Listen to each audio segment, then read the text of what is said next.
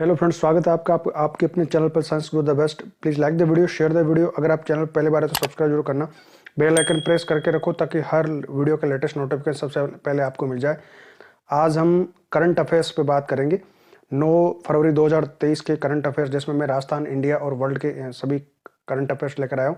Class की PDF का link description में, आप वहाँ से पीडीएफ भी ले सकते हो। तो चलो शुरू करते हैं आज की क्लास। सबसे पहला क्वेश्चन देखते हैं। National tiger conservation authority NTCA ने राजस्थान के किस क्षेत्र में 5वें टाइगर रिजर्व को सैद्धांतिक मंजूरी दी है? करौली, धौलपुर, भरतपुर, या कोटा, बूंदी, चित्तौड़गढ़, या उदयपुर, राजसमंद, पाली, या चित्तौड़गढ़, उदयपुर, प्रतापगढ़? सही उत्तर है करौली, धौलपुर और भरतपुर में 5वें टाइगर रिजर्व की सैद्धांतिक मंजूरी मिली है।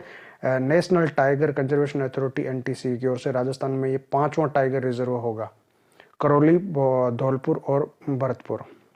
अगला क्वेश्चन है, मारवाड़ राज्य के इतिहास और संस्कृति पर शोध हेतु मेहरानगढ़ म्यूजियम ट्रस्ट का किस संस्थान के साथ एमओयू हुआ है? इनमें से किस संस्थान के साथ मारवाड़ राज्य के इतिहास और संस्कृति पर शोध के लिए मेहरानगढ़ म्यूजियम ट्रस्ट का एमओयू हुआ है? किस संस्थान के साथ हुआ है? राष्ट्रीय अभिलेखागार नई दिल्ली के साथ, या राजस्थान पुरातत्व एवं संग्रहालय विभाग जयपुर के साथ, या भारतीय इतिहास अनुसंधान परिषद नई दिल्ली के साथ, या राजस्थान भाषा साहित्य एवं संस्कृति अकादमी बीकानेर के साथ? तो सही आंसर यहाँ पर है भारतीय इतिहास अनुसंधान परिषद नई दिल्ली के साथ में एमओयू हुआ है। अगला क्वेश्चन है, मध्य प्रदेश में चल रहे खेलो इंडिया यूथ गेम्स 2023 के तहत तैराकी में किसने स्वर्ण पदक जीता है? मध्य प्रदेश में चल रहे खेलो इंडिया यूथ गेम्स 2023 में तैराकी में किसने स्वर्ण पदक जीता है? युग चेलानी, अभिनंदन खंडेलवाल, हरिका, या पृथ्वी सिंह हाड़ा? सही उत्तर है अभिनंदन खंडेलवाल, अभिनंदन खंडेलवाल। अगला क्वेश्चन है, खेलो इंडिया यूथ गेम्स में राजस्थान के किस खिलाड़ी ने मुक्केबाजी प्रतियोगिता में स्वर्ण पदक जीता है? इनमें से किस राजस्थान के मुक्केबाज ने खेलो इंडिया यूथ गेम्स में स्वर्ण पदक जीता है? ईसा गुर्जर, जोगेंद्र, अमीषा वर्मा, या महक शर्मा? सही आंसर है जोगेंद्र। जोगेंद्र ने मुक्केबाजी प्रतियोगिता में स्वर्ण पदक जीता है राजस्थान के लिए खेलो इंडिया यूथ गेम्स में। थोड़ा बात करते हैं इसके बारे में। देखो कि भारत सरकार की खेलो इंडिया पहल के तहत खेलो इंडिया यूथ गेम्स का 5वां संस्करण 30 जनवरी से 11 फरवरी तक आयोजित किया जा रहा है, और ये मध्य प्रदेश और दिल्ली के 8 शहरों में कुल 11 अलग अलग स्थानों पर ये KYIG यानी कि खेलो इंडिया यूथ गेम्स 2023 इवेंट का आयोजन किया जा रहा है, और जिसमें अभी राजस्थान के मुक्केबाज जोगेंद्र ने स्वर्ण पदक जीता है। अगला क्वेश्चन है, वीमेंस प्रीमियर लीग WPL के पहले संस्करण के लिए होने वाली खिलाड़ियों की बोली में राजस्थान के कितने खिलाड़ी शामिल होगी? जिस तरह से IPL है उसी तरह से वुमेन प्रीमियर लीग के लिए पहले संस्करण के लिए खिलाड़ियों की बोली नीलामी हो रही है। उसमें राजस्थान के कितने खिलाड़ी इसमें शामिल है? 7, 8, 4 या 5? तो सही उत्तर है 5 खिलाड़ी। राजस्थान के 5 खिलाड़ी वुमेन्स क्रिकेट लीग के लिए शामिल है। हाल ही में 14वीं अंतर्राष्ट्रीय ओपन एथलेटिक्स चैंपियनशिप 2023 प्रतियोगिता का शुभारंभ कहाँ किया गया? हाल ही में 17वीं राष्ट्रीय ओपन एथलेटिक्स चैंपियनशिप 2023 का शुभारंभ कहाँ हुआ है? जयपुर में, अलवर में, उदयपुर में, या बीकानेर में? सही उत्तर है अलवर में। 17वीं राष्ट्रीय ओपन एथलेटिक्स का अभी हाल ही में शुभारंभ हुआ है अलवर में। अगला क्वेश्चन है कि अमृत भारत स्टेशन योजना के तहत राजस्थान के किस रेलवे स्टेशन को विश्व स्तरीय पुनर्विकास किया जाएगा? यानी अमृत भारत स्टेशन योजना के तहत किस राजस्थान के रेलवे स्टेशन को विश्व स्तरीय पुनर्विकास किया जाएगा? वहाँ पर वर्ल्ड क्लास फैसिलिटीज प्रोवाइड की जाएगी।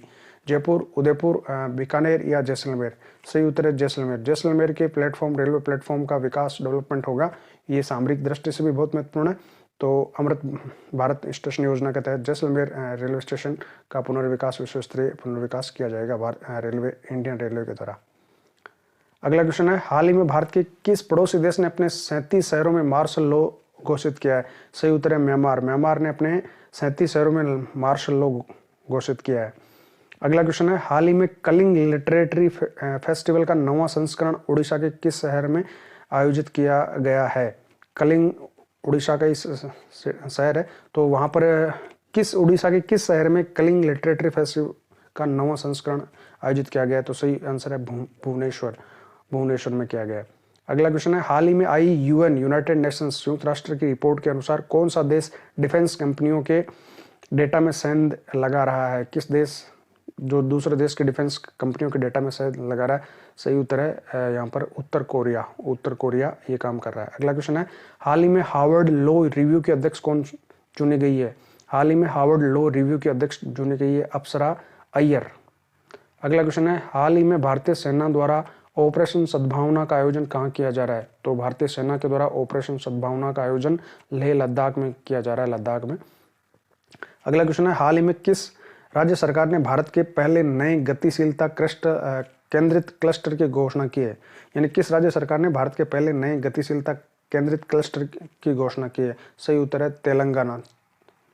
अगला क्वेश्चन है, हाल ही में भारत के आर्थिक सहायता के अंतर्गत किस देश को 50 बसें प्रदान की है? यानी भारत ने किस देश को 50 बसें प्रदान की है आर्थिक सहायता के लिए? सही है श्रीलंका। सही, श्रीलंका को भारत ने 50 बसें प्रदान की है आर्थिक सहायता के लिए। अगला क्वेश्चन है, एनबीए के सर्वकालिक प्रमुख स्कोरर बनने वाले कौन से खिलाड़ी है? यानी एनबीए जो नेशनल बास्केटबॉल एसोसिएशन के अभी तक के सर्वश्रेष्ठ स्कोरर बनने वाले खिलाड़ी कौन है? तो सही आंसर है लेब्रॉन जेम्स सर्वकालिक एनबीए के स्कोरर बन गए हैं।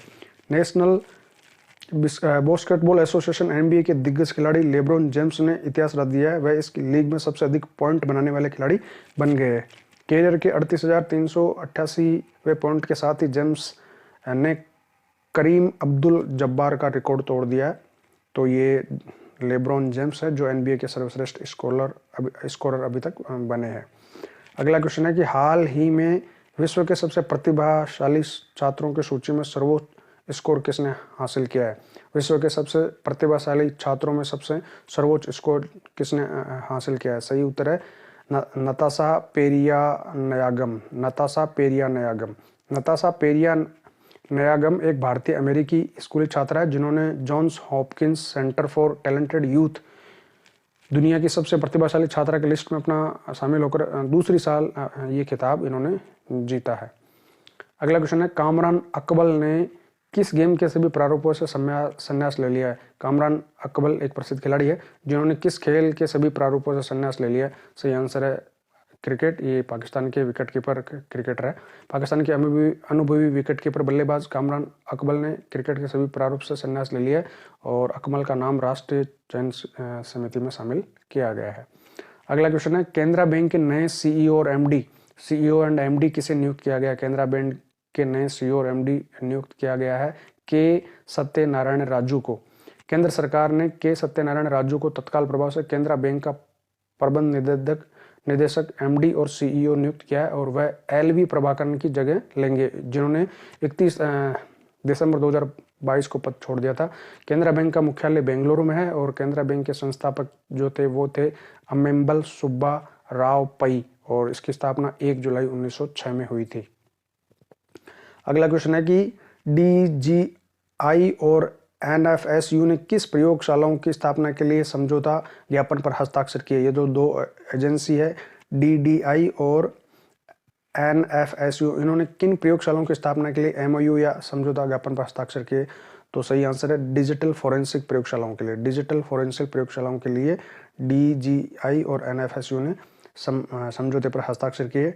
जीएसटी खुफिया महानिदेशालय डीजीजीआई और राष्ट्रीय फोरेंसिक विज्ञान विश्वविद्यालय एनएफएसयू ने आज डिजिटल फोरेंसिक प्रयोगशालाओं की स्थापना के लिए एक साथ डिजिटल फोरेंसिक के क्षेत्र में सूचनाओं, ज्ञान और जानकारियों के आदान प्रदान और तकनीकी प्रगति और कौशल विकास के लिए एक सहमति पत्र एमओयू पर हस्ताक्षर किए हैं।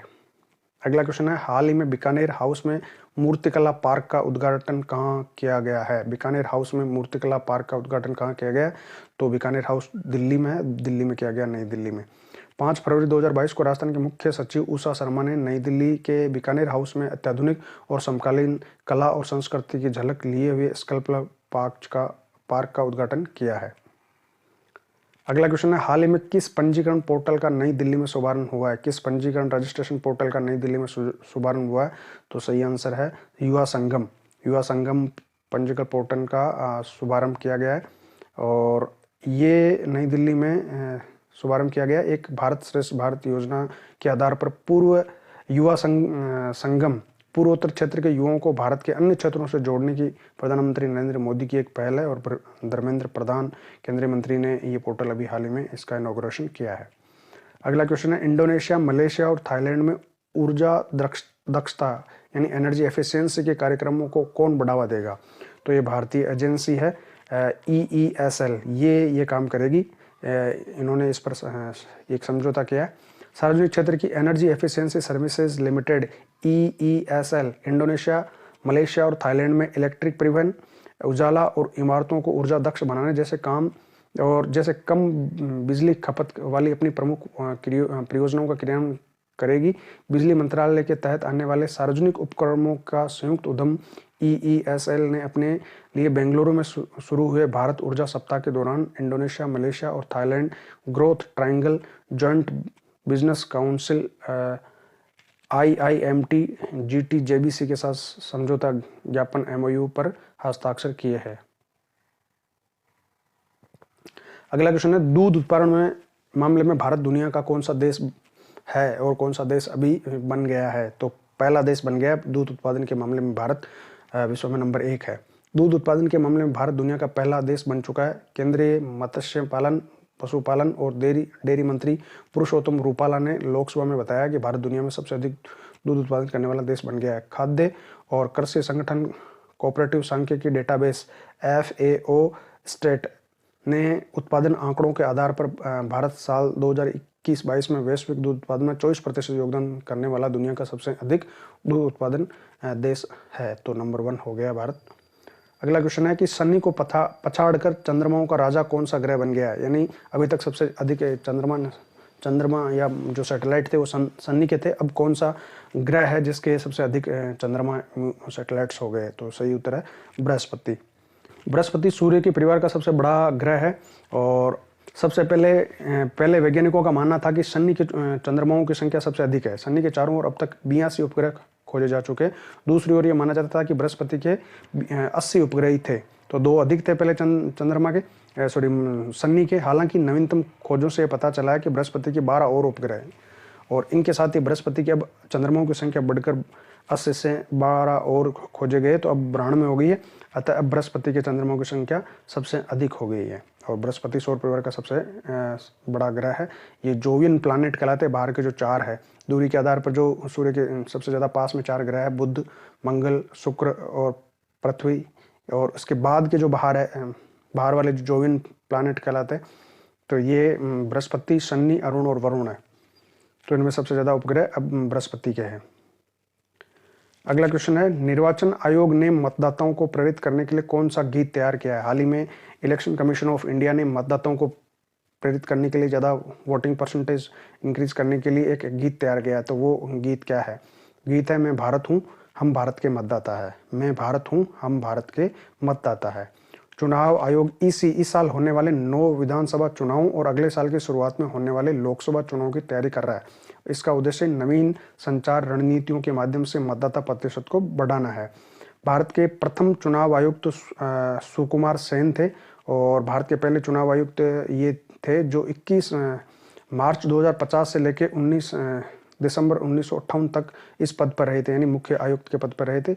ये प्रथम मुख्य आयुक्त थे भारत के और वर्तमान में जो भारत के मुख्य चुनाव आयुक्त है वो श्री राजीव कुमार है। ये वर्तमान चुनाव आयुक्त है, यानी चुनाव आयोग के जो मुख्य आयुक्त है वो राजीव कुमार है वर्तमान में।